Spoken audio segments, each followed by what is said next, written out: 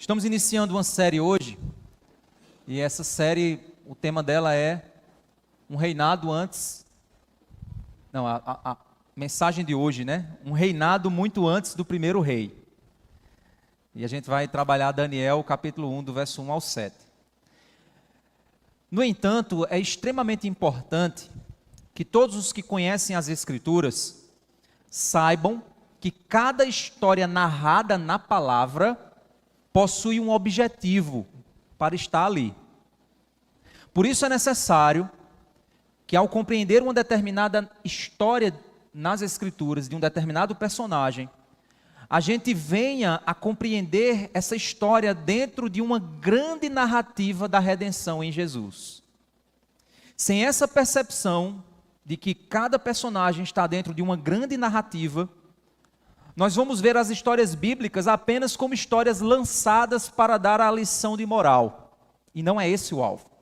Na realidade, cada personagem das Escrituras está ali para cumprir uma missão, naquilo que Deus está realizando no mundo.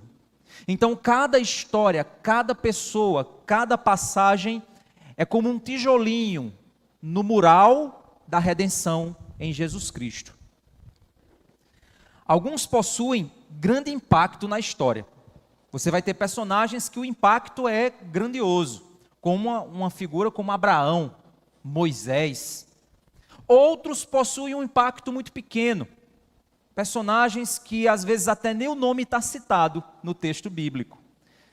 Talvez você não saiba nem o que vai acontecer, ou o que aconteceu com a vida daquela pessoa, ou talvez pessoas participaram daquele momento, mas nem foram citadas ali, mas de alguma forma Deus usou a vida delas. Saiba que sobre os que geraram um grande impacto, e até aqueles que geraram um impacto pouco perceptível, todos foram governados em seus íntimos detalhes.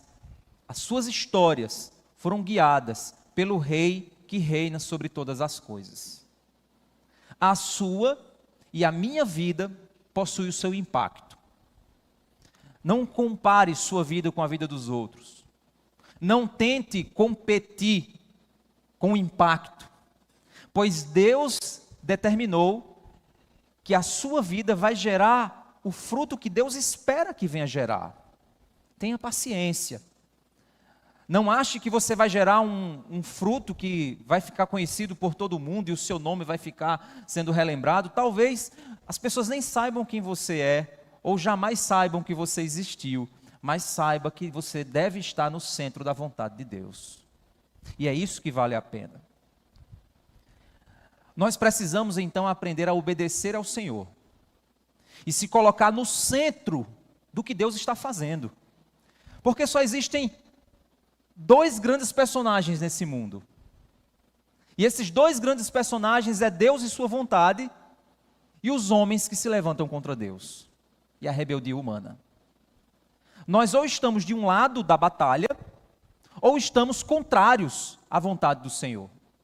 E precisamos então compreender e colocar as nossas vidas do lado certo dessa grande narrativa que Deus está realizando nesse mundo.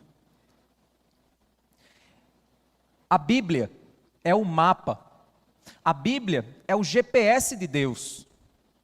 E olhar o mundo a partir dela vai nos mostrar onde é que nós devemos estar e o que nós devemos fazer em cada curva que vier na nossa vida. Qual direção devemos tomar. Por isso, vamos ver a história de Daniel. Vamos iniciar essa nossa série. E para a gente poder compreender isso, a gente vai precisar entender a vida de Daniel dentro da grande narrativa.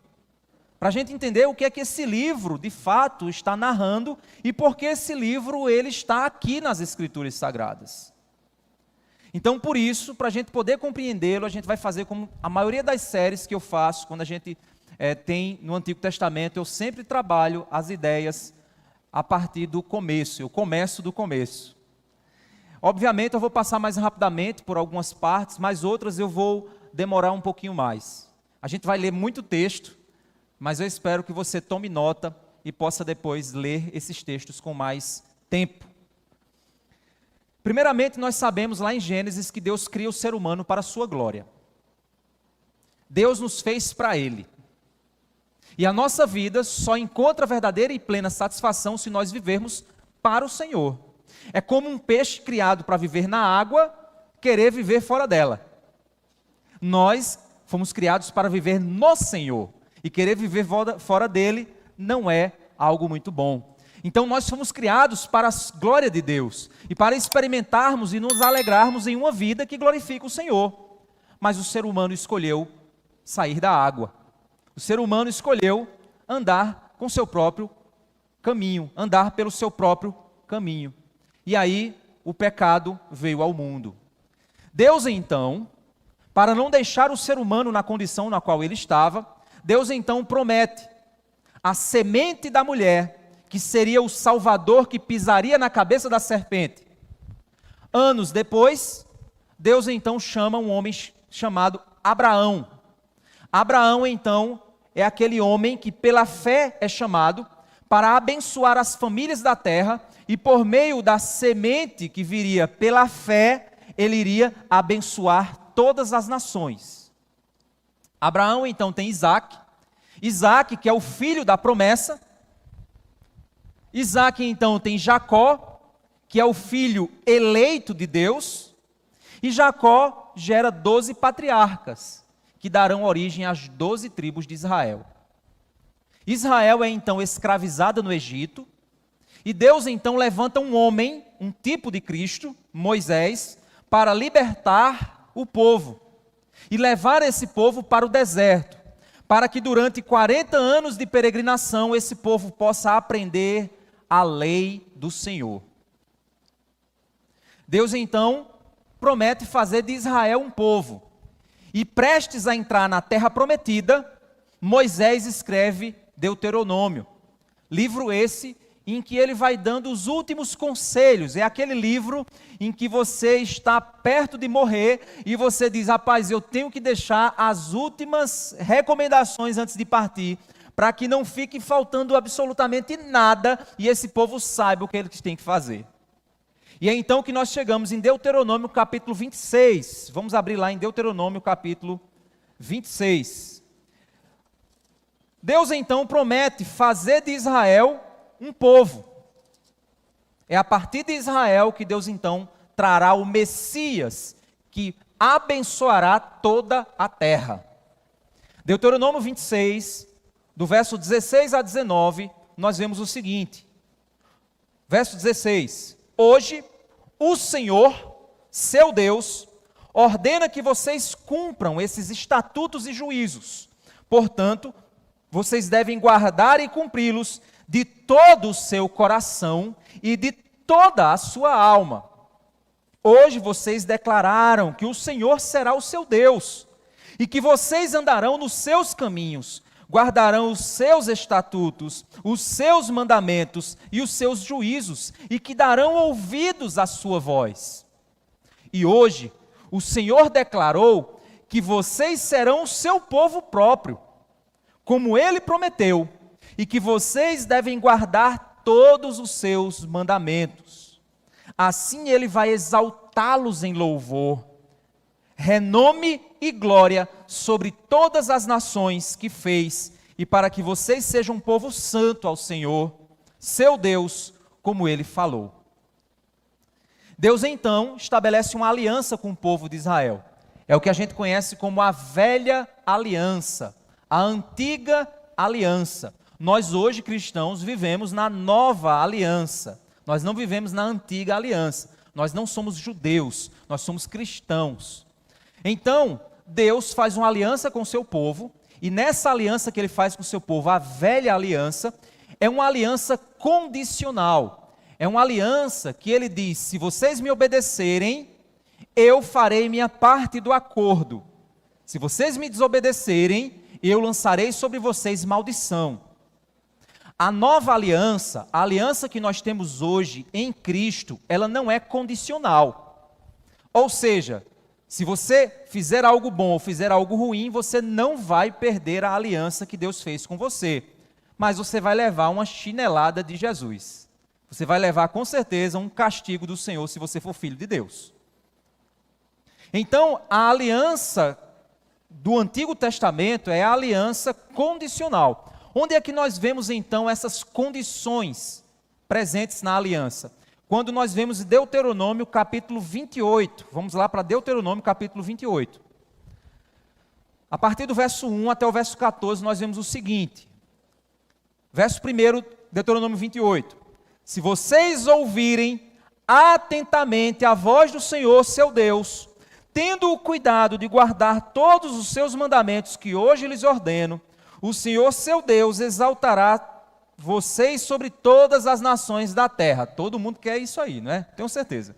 Eita, eu quero que Deus me exalte sobre todas as nações da terra. Eu quero ter prosperidade. Eu quero ser abençoado. Todo mundo quer isso. Então essa é a parte boa da aliança, né? Verso 2. Se ouvirem a voz do Senhor, seu Deus, sobre vocês virão e alcançarão todas essas bênçãos. Aí ele começa. Benditos serão vocês na cidade. Benditos serão vocês no campo. E aí ele vai falando várias bênçãos. Ele vai dando várias bênçãos. Verso 9, pula lá para o verso 9.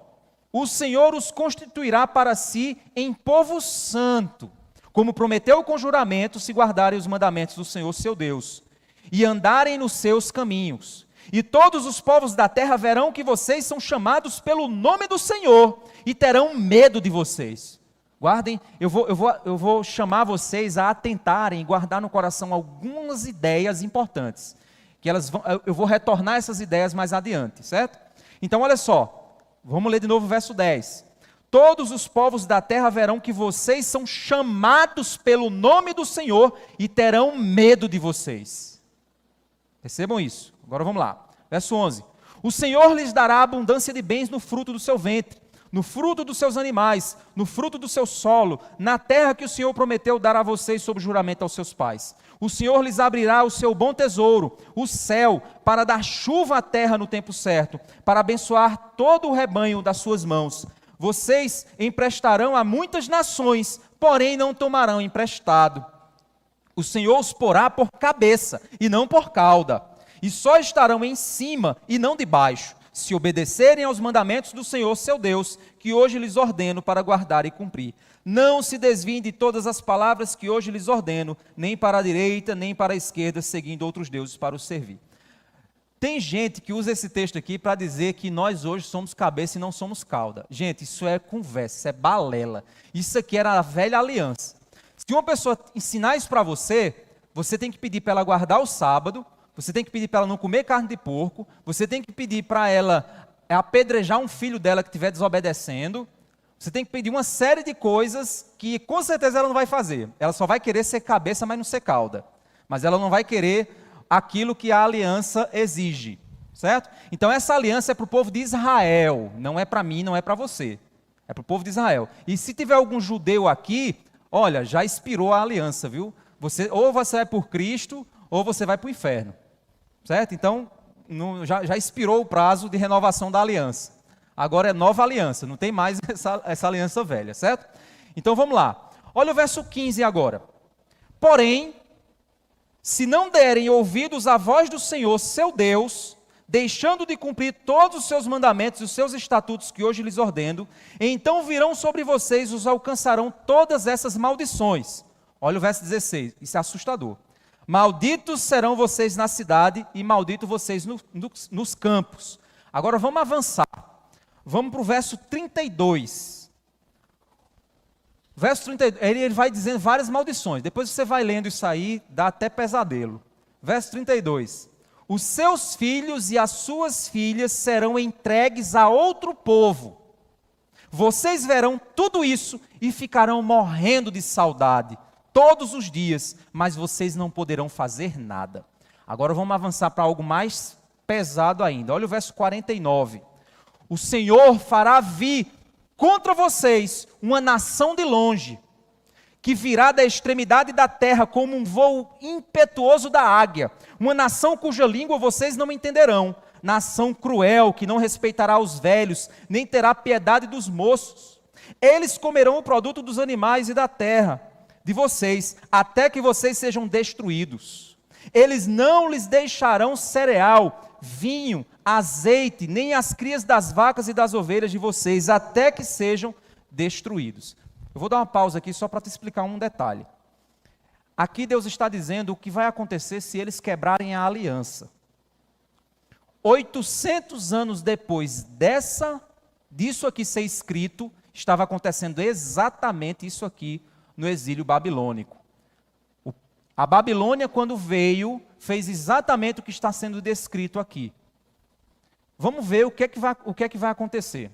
Primeiro ele disse que essa nação viria. Olha o verso 52. Eles cercarão todas as cidades em que vocês moram, até que venham a cair em toda a terra as altas e fortes muralhas em que vocês confiam. Eles sitiarão vocês em todas as suas cidades, em toda a terra que o Senhor, seu Deus, lhes deu. Deixa eu explicar o que é sitiar. Sitiar é você pegar um exército e arrodear uma cidade com o seu exército, não deixando ninguém entrar e ninguém sair. Eles sitiaram a cidade, a Babilônia veio, sitiou a cidade de Jerusalém, colocou exércitos, não deixou durante meses, as pessoas não podiam entrar e não podiam sair. Quem tentasse fugir era morto. Quem tentasse entrar era morto. Até o ponto em que eles se entregassem. Olha o que vai acontecer no verso 53.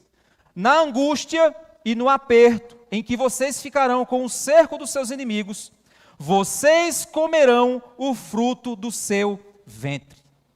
Isto é, a carne de seus filhos e de suas filhas que o Senhor, seu Deus, lhes der. Aconteceu exatamente isso. A fome foi tão intensa que eles começaram a devorar os seus próprios filhos. Verso 54.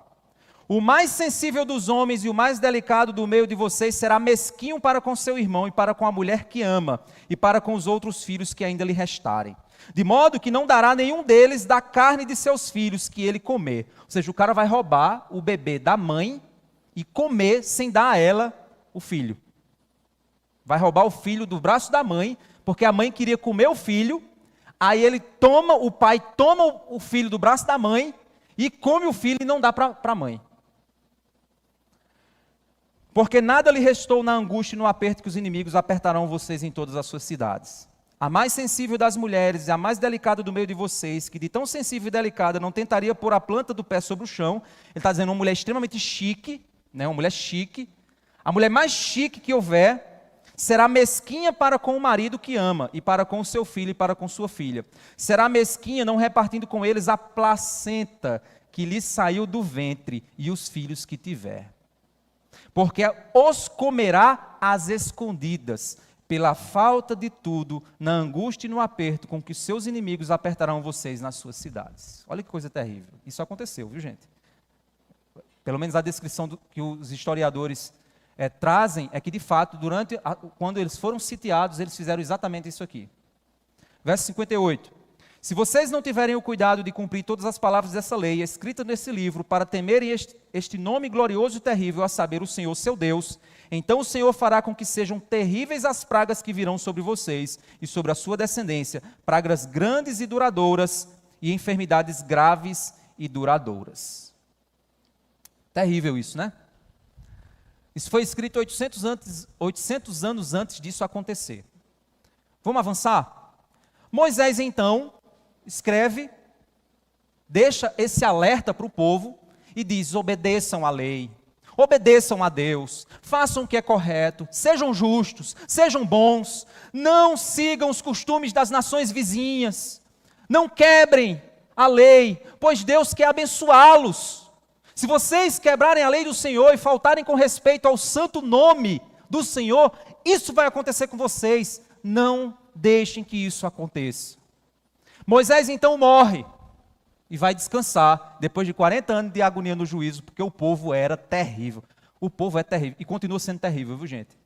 O ser humano é difícil de você lidar com o ser humano. Você está fazendo bem a ele está lhe dando dentada. O ser humano é complicado. E aqui Moisés morre e vem Josué. Quando Josué morre, vem o livro de Juízes. Aí vamos lá para Juízes capítulo 2. Isso é você avançar Deuteronômios e chegar em Juízes. Juízes capítulo 2. Do verso 8 ao verso 13, nós vemos o seguinte. Juízes 2, do 8 ao 13. Josué, filho de Num, servo do Senhor, morreu com a idade de 110 anos. Foi sepultado em sua própria herança, em Timate-Heres, na região montanhosa de Efraim, ao norte de Gaás. O ministério de Josué foi um ministério de guerra, porque Moisés deixou a bola na cara do gol para Josué chutar. Foi basicamente isso. Então Josué, ele adentrou na terra prometida, mas Josué era um guerreiro, porque Moisés era um líder político, mais político, ele tinha uma pegada mais política. Josué era um líder mais militar, até mesmo ele era o militar braço direito de Moisés.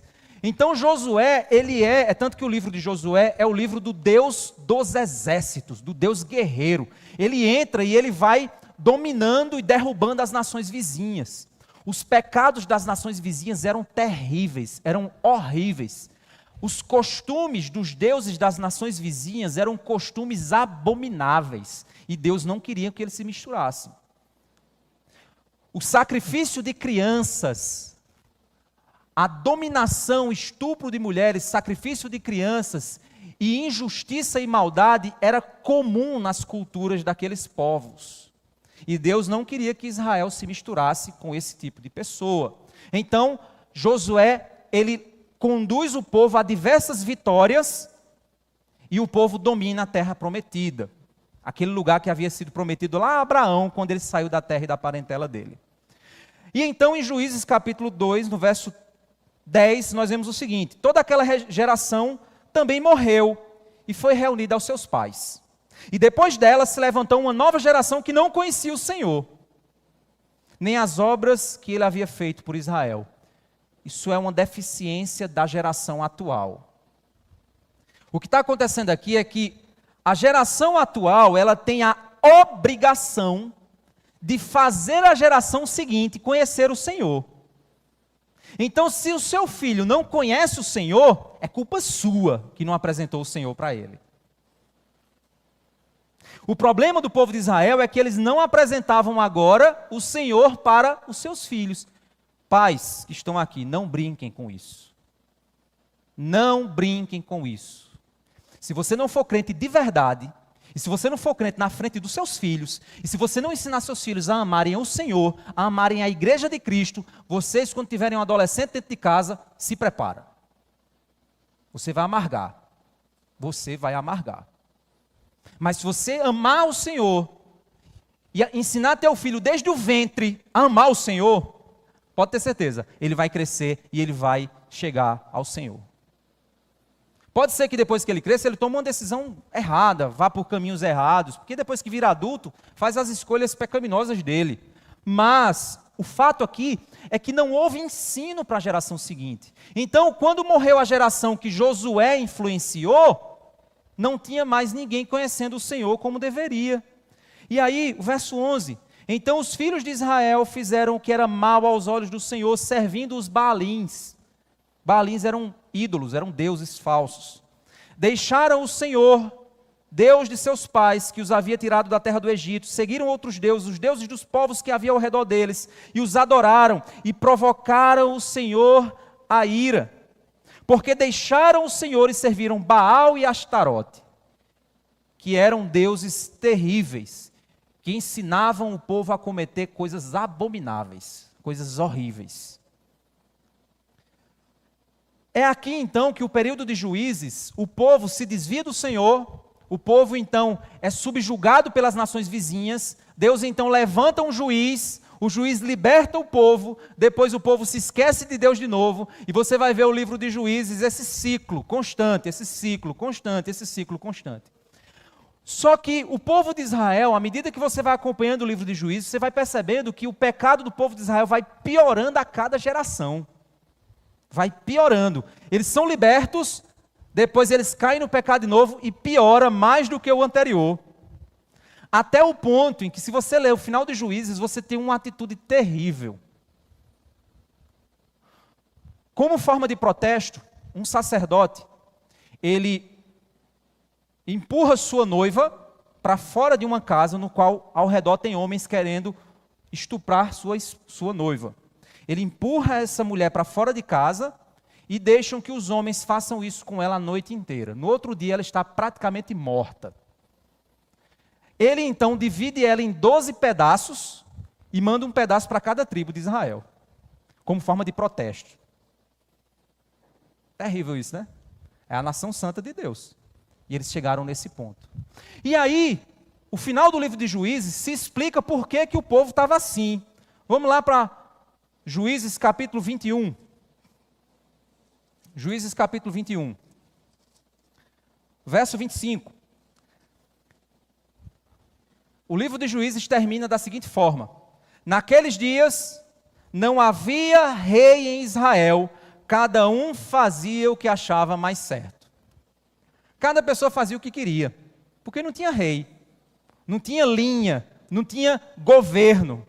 Cada um fazia o que queria. Gira a folha da tua Bíblia. Entra qual livro aí? Ruth, a Moabita.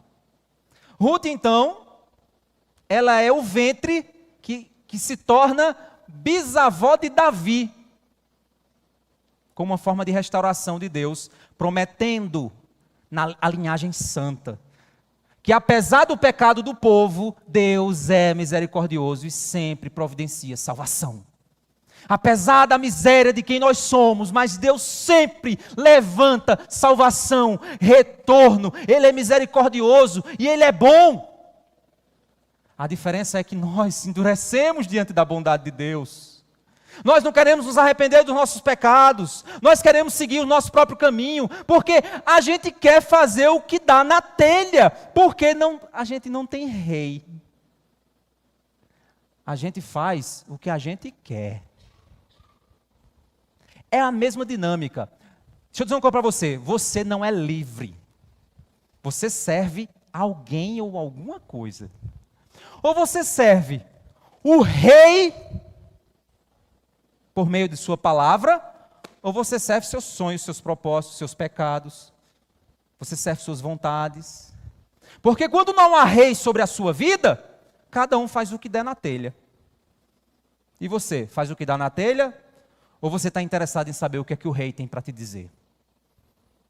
E Deus então providencia saída, providencia Davi. E aí, olha que interessante, quando a gente chega então em 1 Samuel, Samuel é o último juiz que se levanta sobre Israel. Mas também é o responsável por uma transição de governo. Antes o governo de Israel era governada por juízes. Agora ele vai fazer uma transição governamental e vai estabelecer a monarquia, ou seja, o reinado de um rei, o governo de um rei. Só que antes de Samuel não sabia que ele ia fazer isso. Samuel não sabia. Deus vai mostrando para Samuel que ele vai fazer isso. Só que antes disso, o povo revela o coração deles. Olha só em 1 Samuel capítulo 8,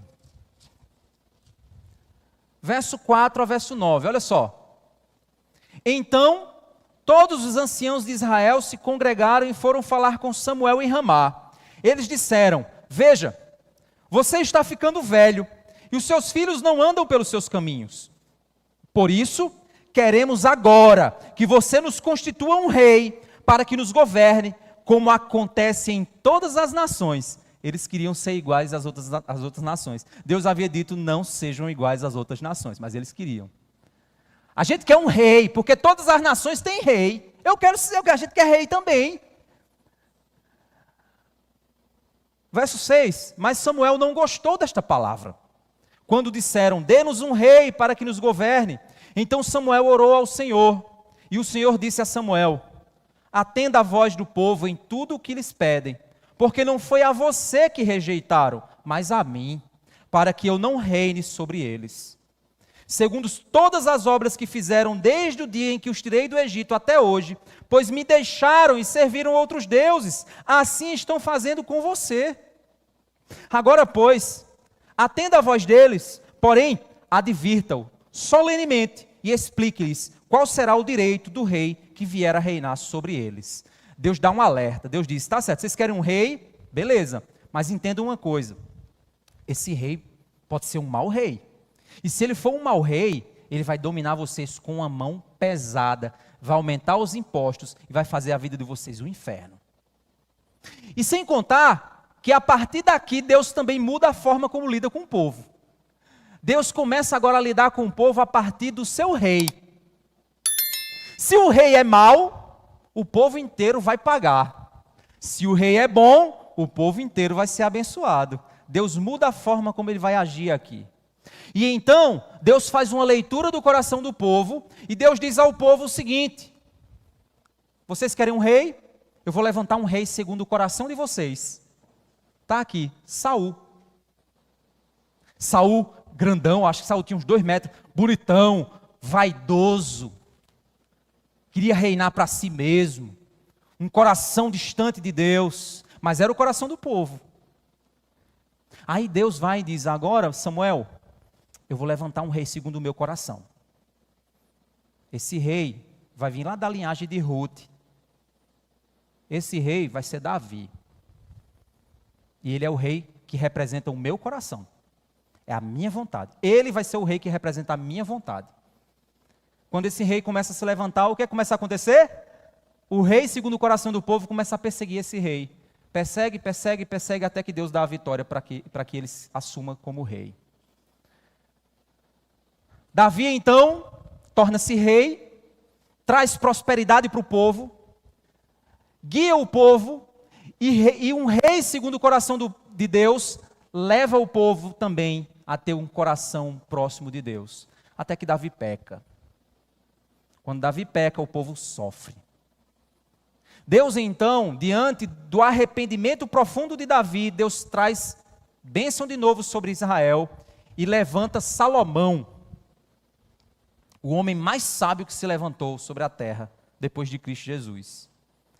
Salomão, então, reina, faz o templo da adoração a Deus, mas então Salomão, 1 Reis, capítulo 11, vamos lá para 1 Reis, capítulo 11. O que é que Salomão faz? 1 Reis, capítulo 11.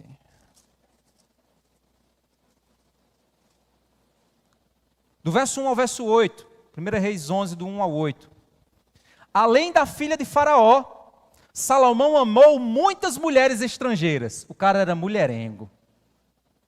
Moabitas, amonitas, edomitas, sidônias e etéias, mulheres das nações de que o Senhor tinha dito aos filhos de Israel: não casem com elas, nem casem elas com vocês, pois perverteriam o coração de vocês para seguirem os seus deuses. Abre aspas aqui. Jovem crente, você está aqui, não namore descrente. Ele vai perverter o seu coração, vai desviar você do Senhor, e você um dia vai se arrepender amargamente da sua escolha. Isso aqui não é, mas é porque Paulo diz que é jugo desigual. Desde Gênesis, Deus é contra jugo desigual. Desde Gênesis, Deus quer unir pessoas que têm o coração voltado para Ele. Desde Gênesis. Salomão, então, começou a se encantar com as mulheres dos outros reinos. E começou a casar com meio mundo de mulher. E Deus havia dito: não façam isso, elas vão perverter o coração de vocês. O texto continua dizendo, do verso 2: a esta Salomão se apegou pelo amor. Tinha 700 mulheres que eram princesas e 300 concubinas. Gente, 300 dias por ano. Se ele dormisse com cada mulher dessa uma noite, cada mulher dessa poderia ver o rei 2 vezes no ano.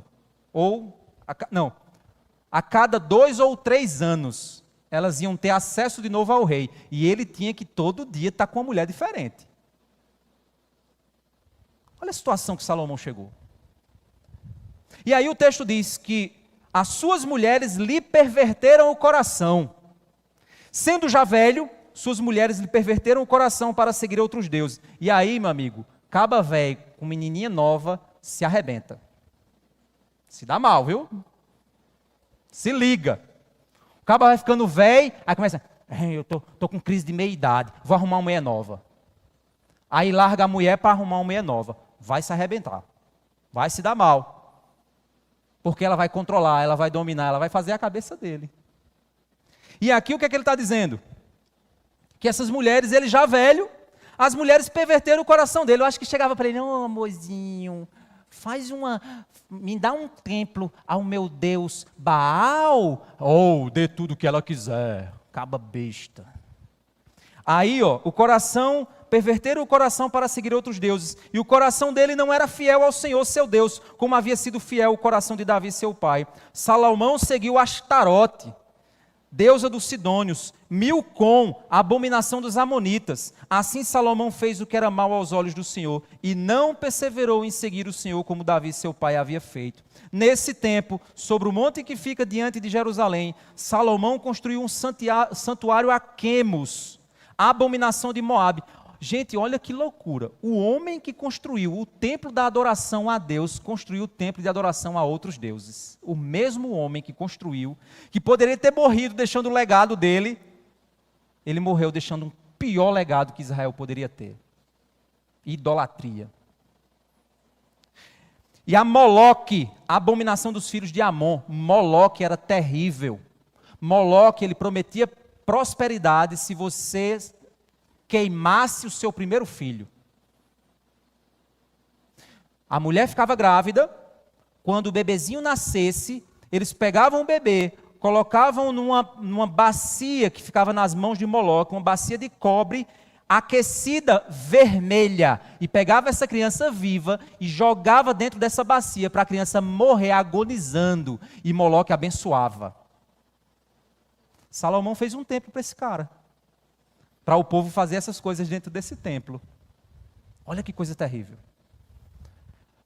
Sabe por que eu estou descrevendo essas coisas e meio que causando isso para você?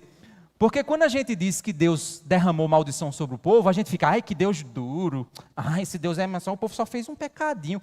Pecadinho não, gente. O povo fez coisas abomináveis, coisas horríveis, coisas terríveis, coisas que aos olhos santos de Deus causavam náuseas no Senhor, causava angústia no coração de Deus, e era o povo santo. Então a gente precisa entender que quando Deus derramou sua ira sobre a nação, Deus estava fazendo algo que era sua justiça. E o mais terrível, gente, é que eu ou você, que pertencemos a Deus, se nos desviarmos do Senhor, pode ter certeza que provavelmente nós queimaremos os nossos filhos. Porque não há absolutamente nada em você que assegure fidelidade. Se Deus tirar a mão dele de cima de você, pode ter certeza que sua vida vai ficar terrível. Então, mesmo errado como você está agora, você que está me ouvindo, está errado, não está? Está escondendo pecado na tua vida? Está fazendo coisa abominável a Deus de modo escondido? Sabe por que você ainda não queimou seus filhos? Porque existe uma mão misericordiosa sustentando você, mesmo sendo sujo como você é. Mas com Deus não se brinca. De Deus não se zomba. O que o homem plantar, ele vai colher. O povo não quer. Salomão não quer mais Deus. O verso 8 diz, assim fez para todas as suas mulheres estrangeiras, as quais queimavam incenso e ofereciam sacrifícios aos seus deuses. O verso 9 então diz, o Senhor se indignou contra Salomão por ter desviado o seu coração do Senhor, Deus de Israel. Deus lhe havia aparecido 2 vezes e ordenado que não seguisse outros deuses. Gente, o próprio Deus vir te avisar 2 vezes é muito aviso, viu? O próprio Deus descer e dizer assim, para com isso. Porque fica eu aqui pregando a palavra e dizendo para você, toma cuidado, toma, e tu não escuta? Porque você não leva em consideração o barbado aqui, você não leva. Você talvez ache que esse pastor é muito duro, ele é muito ignorante, ele é muito cheio de frescura, não é porque ele é legalista, é porque ele... Aí eu estou te alertando. Agora imagina, vem o próprio Deus, desce na tua frente, porque se ele fizer isso, eu acho que você é queimado na hora. Mas ele vem e ele mesmo diz assim, se liga Salomão, tu está errado. Deus fez isso 2 vezes e Salomão não ouviu. Continuou seguindo o pecado dele. Deus havia ordenado. O verso 11 diz, Por isso o Senhor disse a Salomão: já que você procedeu assim, não guardou a minha aliança, nem os meus estatutos que lhe ordenei, vou tirar o reino de você e dá-lo a um dos seus servos. No entanto, por amor a Davi, seu pai, não farei isso enquanto você estiver vivo, mas durante o reinado do seu filho. Rapaz, que Deus bondoso. Ele diz o seguinte, por amor ao teu pai, eu não vou fazer isso contigo agora, mas o teu filho vai sentir. Aqui então, depois que Salomão morre, o reino se divide. Israel se divide, passa a ter 2 reis. O reino de Israel, o reino de Judá. E aí você começa a ter uma sequência de reis, vários reis, um atrás do outro. Tanto de Israel começa a ter vários reis, como de Judá. Então são dois reinados que surgem. Cada rei pior do que o outro. Cada rei mais terrível do que o outro. De vez em quando se levantava um que fazia uma coisa boa, o povo tinha uma restauração, mas no próximo voltava o pecado do anterior e piorava. Ou seja, é aquela coisa, pior do que está, meu amigo, não fica assim. E vai ficando pior. Até que chega em um rei, que assim, gente, é um nome bonito. Mas eu acho que os pais, quando põem o nome desse camarada nos filhos, não sabem da história dele. Manassés. Foi o pior rei, o rei mais nojento que se levantou sobre Israel. O homem mais terrível, Hitler, é um menininho perto desse homem. Foi o pior rei que se levantou sobre Israel. E aí, quando a gente vai para 2 Reis, capítulo 21, o verso 10 diz o seguinte, Então o Senhor falou por meio de seus servos, os profetas, dizendo: visto que Manassés, rei de Judá, cometeu essas abominações, fazendo pior do que tudo que os amorreus fizeram. Gente, os amorreus era a pior nação que tinha. O que Deus está dizendo aqui é que Manassés levou Israel a fazer coisas piores do que a pior nação que existia naquele tempo. Vamos lá. Existe uma nação aí, de uma religião muito pesada, né, que a gente falar,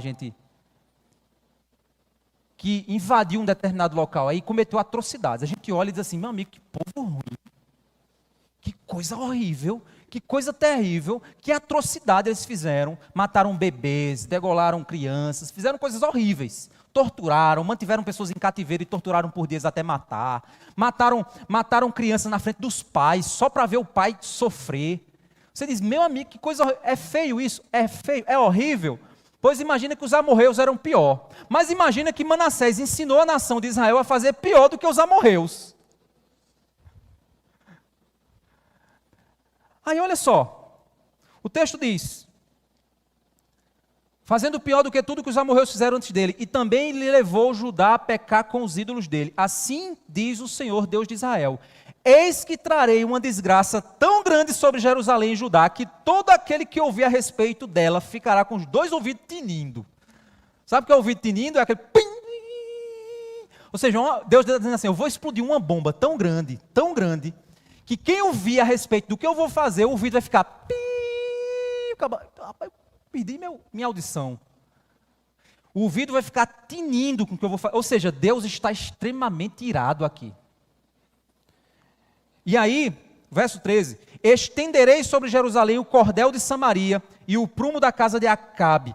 Eliminarei Jerusalém como quem elimina a sujeira de um prato, limpando e virando-o de boca para baixo. Ou seja, eles não vão nem conseguir se levantar de novo. Verso 14, abandonarei o remanescente da minha herança e o entregarei nas mãos dos seus inimigos. Servirá de presa e despojo para todos os seus inimigos, porque fizeram o que era mal aos meus olhos e me provocaram a ira, desde os dias em que os pais deles saíram do Egito até hoje. Além disso, Manassés derramou muitíssimo sangue inocente. Gente, isso aqui é um eufemismo para aborto. Eita, falei, agora o YouTube vai jogar nossa live lá para baixo. Para esse negócio. Derramar sangue inocente é um eufemismo para assassinato de crianças. Ele derramou muitíssimo sangue inocente, até encher Jerusalém de um extremo ao outro, sem falar do seu pecado, com que levou Judá a pecar, praticando o que era mal aos olhos do Senhor. Quanto aos demais atos de Manassés, a tudo o que fez e ao seu pecado que cometeu, não está escrito no livro da história dos reis de Judá? Manassés morreu e foi sepultado no jardim da sua própria casa, no jardim de Uzá, e Amon, seu filho, reinou em seu lugar. Gente, deixe-me ver aqui onde é que tem eu acabei não anotando aqui, gente. Mas eu vou procurar e vou dizer a vocês, certo? Tá por aqui.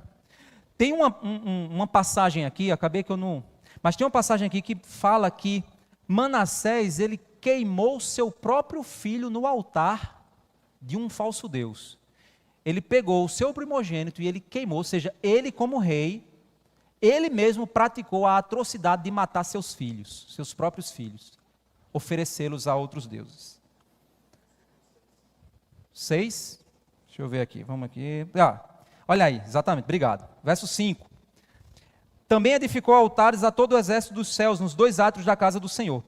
Detalhe, os átrios da casa era o santo dos santos, era aquele lugar que ficava atrás do véu.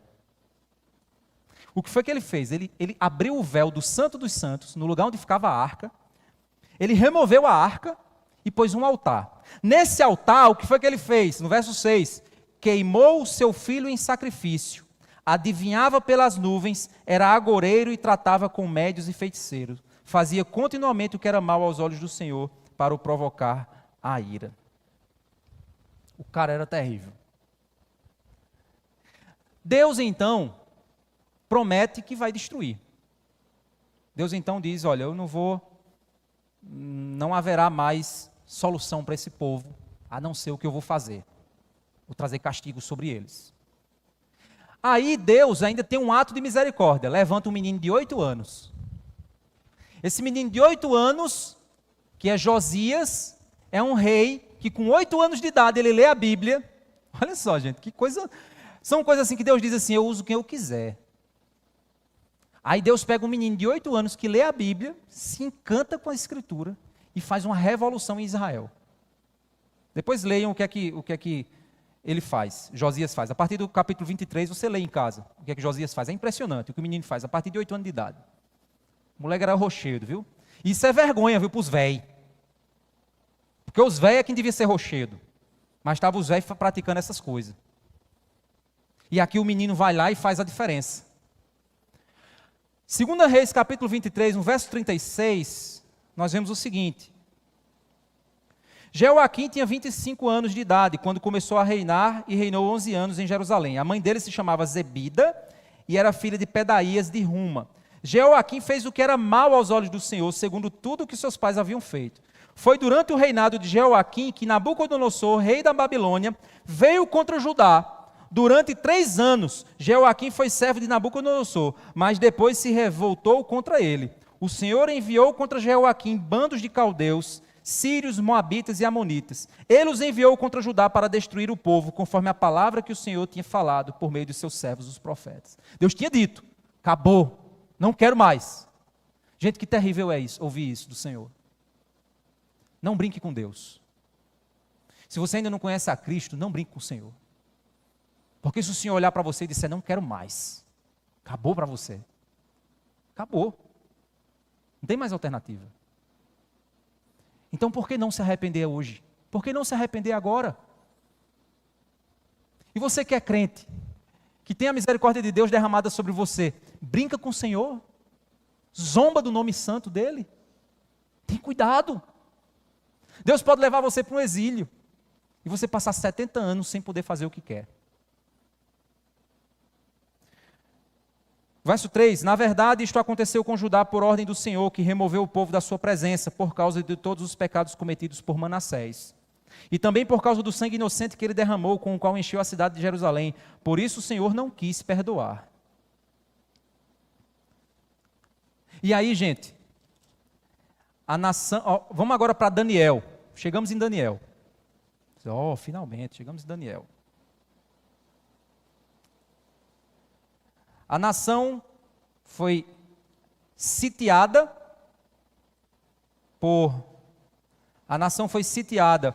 pela Babilônia. Agora vocês entenderam o contexto em que isso aconteceu, o que é que o povo estava fazendo. Deus então derrama seu juízo sobre o povo. Em Daniel capítulo 1, a partir do verso 1, nós vemos: no ano terceiro do reinado de Jeoaquim, lembra que é o mesmo nome que a gente viu agora? De Jeoaquim, rei de Judá, Nabucodonosor, rei da Babilônia, veio a Jerusalém e a sitiou. Lembram? Ele sitiou, aquele termo que ele falou lá atrás, que iria acontecer. A sitiou. Verso 2: o Senhor entregou nas mãos dele Jeoaquim, rei de Judá, e alguns dos utensílios da casa de Deus. Vamos lá.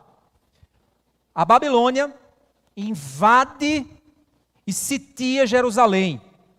O povo perde sua cidade, perde sua liberdade. O povo perde o seu lugar de morar. Mas não somente isso. O povo perde o seu rei. Mas não somente isso. O verso 2 diz: alguns dos utensílios da casa de Deus, Nabucodonosor levou esses utensílios para a terra de Siná, para o templo do seu Deus, e os pôs na casa do tesouro do seu Deus. O povo perdeu o lugar para morar, o rei para reinar e o lugar para adorar.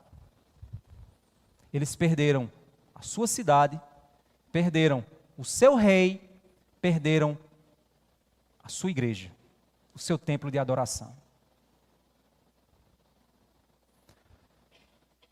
Verso 3: depois o rei ordenou a Aspenaz, chefe dos seus eunucos, que trouxessem alguns dos filhos de Israel, tanto da linhagem real como dos nobres, jovens sem nenhum defeito, de boa aparência, sábios, instruídos, versados no conhecimento, que fossem competentes para servirem no palácio real, e que Aspenaz lhes ensinasse a cultura e a língua dos caldeus. Vocês lembram que a gente leu lá atrás, que dizia que se o povo não obedecesse, os filhos deles seriam entregues às outras nações.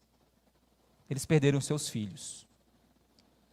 Eles perderam sua cidade, eles perderam seu rei, eles perderam seu lugar de adoração, eles perderam seus filhos.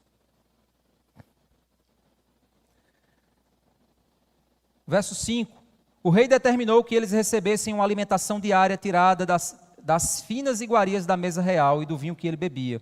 Os jovens deveriam ser educados ao longo de 3 anos, e ao final desse período passariam a servir o rei. Agora eles iriam servir outro rei, não mais o rei anterior. Outro rei assumiria o lugar. E esse rei traria costumes para eles, ordens para eles. Eles perderam sua liberdade. Verso 6: entre eles se achavam Daniel, Ananias, Misael e Azarias, que eram da tribo de Judá. O chefe dos eunucos lhe deu outros nomes, a saber, Daniel, o de Beltesazar, Ananias, o de Sadraque, Misael, o de Mesaque, e Azarias, o de Abednego. Eles perderam seus nomes. Eles perderam sua identidade. Lembram-se lá atrás que Deus disse: eu farei de vocês uma nação, e as outras nações conhecerão vocês pelo meu nome. Eu darei o nome de vocês. Mas agora eles perderam o seu nome. Eles perderam a sua cidade, eles perderam o seu rei, eles perderam o lugar de sua adoração, eles perderam os seus filhos e eles perderam o seu nome. Eles perderam o nome do Senhor.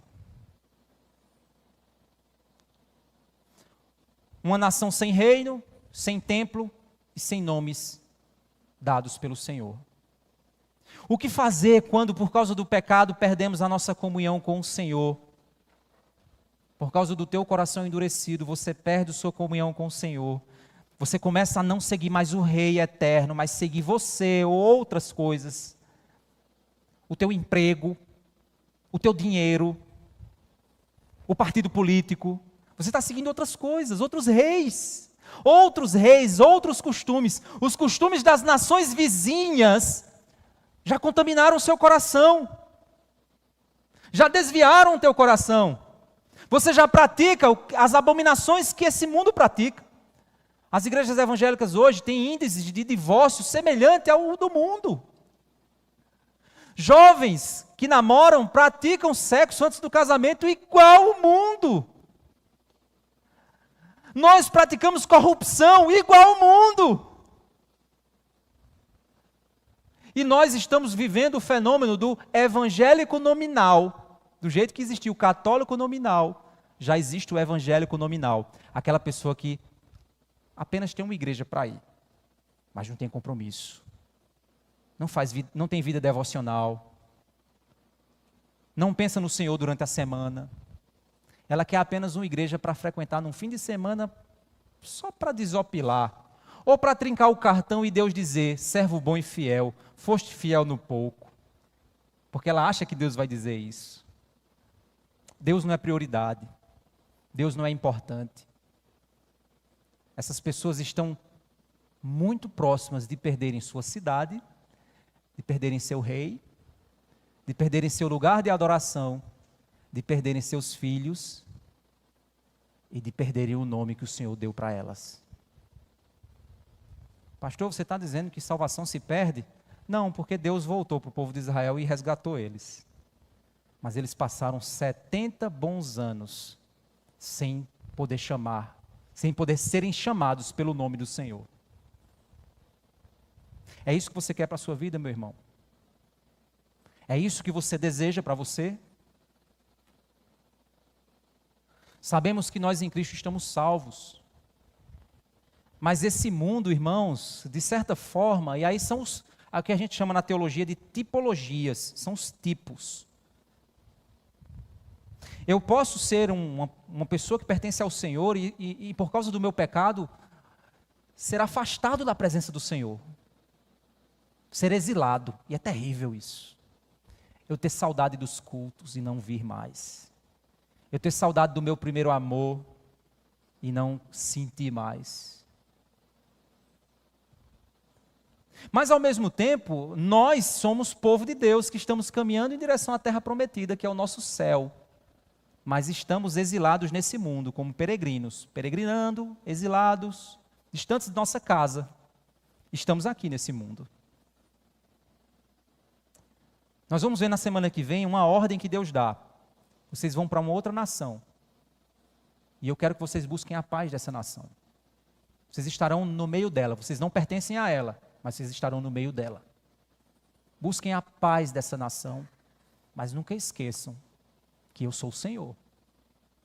Eu tirei vocês da terra do Egito, da casa da servidão. Então nós, ao mesmo tempo que nós podemos ser exilados por causa do nosso pecado, nós já somos exilados por causa desse mundo.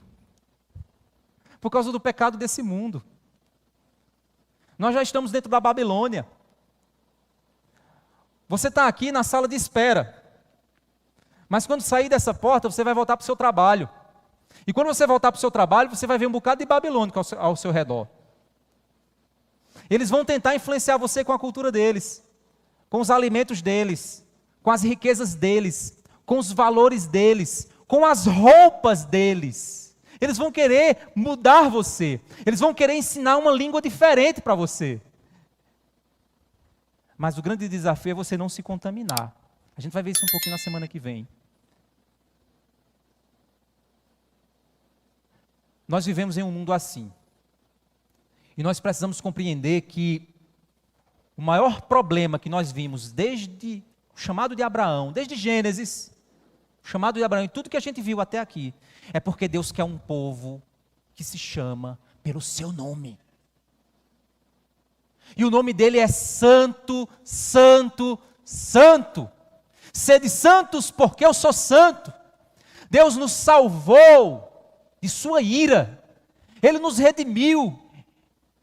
Ele nos tirou da condição na qual nós estávamos, porque Ele quer que nós sejamos diferentes das nações.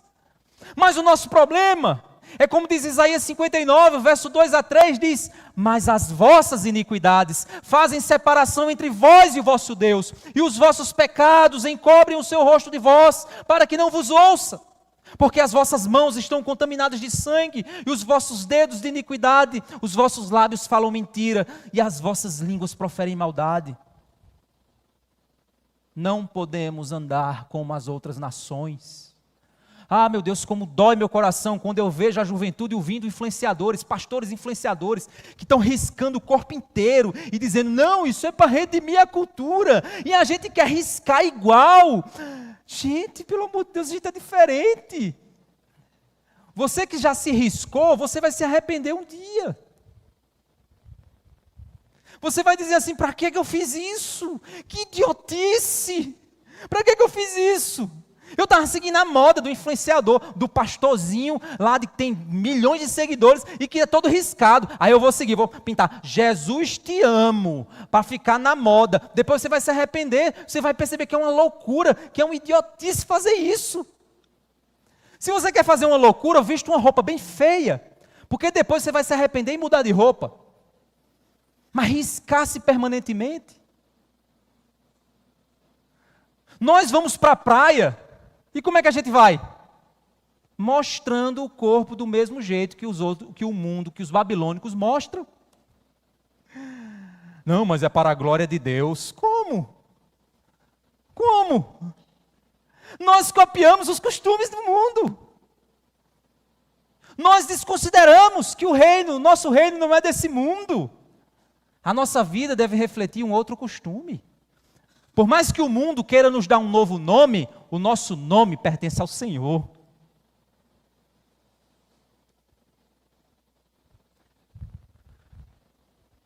O problema, meus irmãos, já foi resolvido.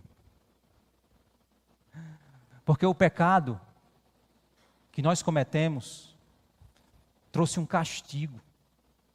E o castigo que nos traz a paz estava sobre ele.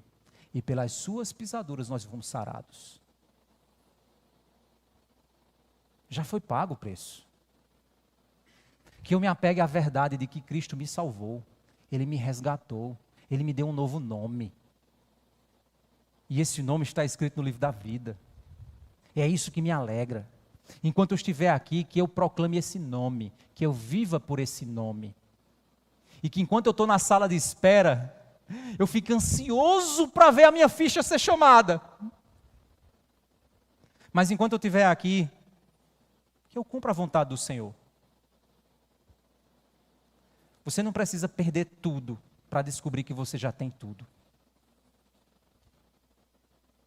Você não precisa perder tudo que você tem para descobrir que você já tem tudo que você precisa. Não brinca com o pecado. Entenda que Cristo te salvou. E se aqui temos alguém aqui que ainda não entregou sua vida a Jesus, entregue sua vida hoje. Agora. Porque os seus pecados fazem distinção, separam você de Deus. Por isso que você não sente a presença de Deus. Porque Deus está irado com você. Mas essa ira pode acabar hoje. Porque a ira de Deus pode se voltar contra o próprio Filho para te salvar, pois Ele já fez isso. E por isso eu quero saber, aqui temos alguém que quer que repouse sobre ele a paz conquistada na cruz, que você tenha seu nome escrito no livro da vida, mesmo que o mundo tente te dar outro nome, que você possa saber que o seu nome, o Senhor já deu. Tem alguém aqui que deseja isso? Levanta sua mão para a gente orar por você.